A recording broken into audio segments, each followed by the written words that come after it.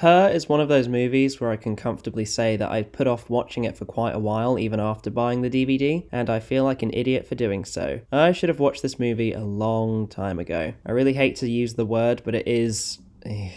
Hashtag relatable. It's very rare you come across a movie where after watching it you instantly decide it's perfect without even having to consider watching it again. This film is hilarious, real, emotional, complex, intelligent, everything that's required to pull off a concept like this with a story like this. At its core, yeah, it is kind of just a romantic drama about a guy who falls in love, but at the same time doesn't know if he's actually in love and keeps hanging on to things from his past, struggling to let go, and keeps getting confused about what he actually wants out of life.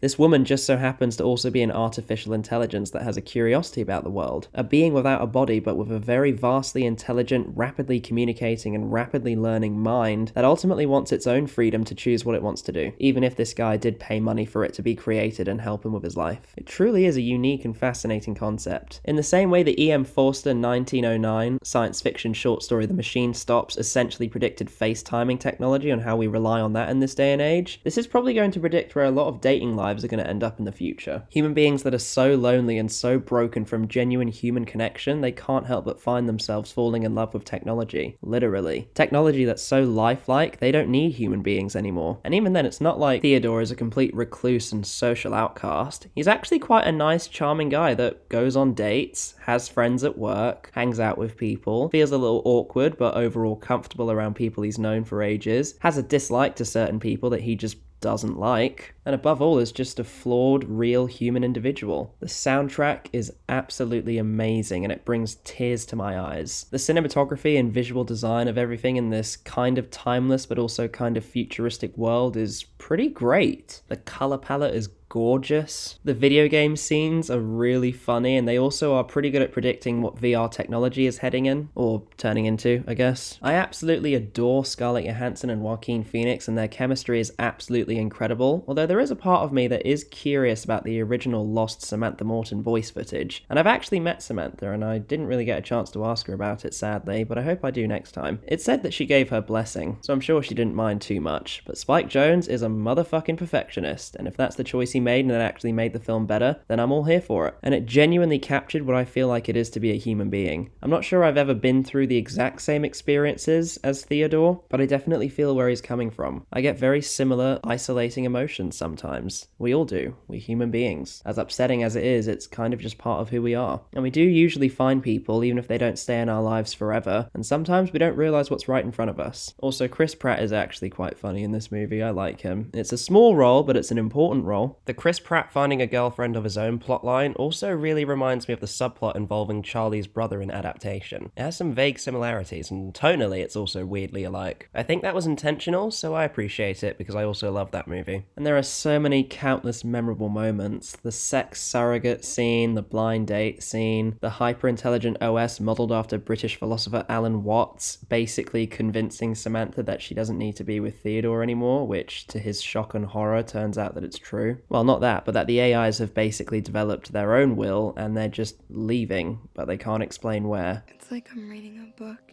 and it's a book I deeply love. But I'm reading it slowly now. So the words are really far apart and the spaces between the words are almost infinite. The sex scenes are genuinely hilariously awkward, but of course when he actually does it with an AI it's really romantic and kind of cute, and it maybe makes you a little bit horny as well. Let's not lie, we've all been there. An actually important / interesting news article we ignore. An article that depicts a naked woman that's pregnant? Well, of course we're going to click on it. And it ends perfectly. If you want a masterpiece, look no further, because this is objectively the dictionary definition.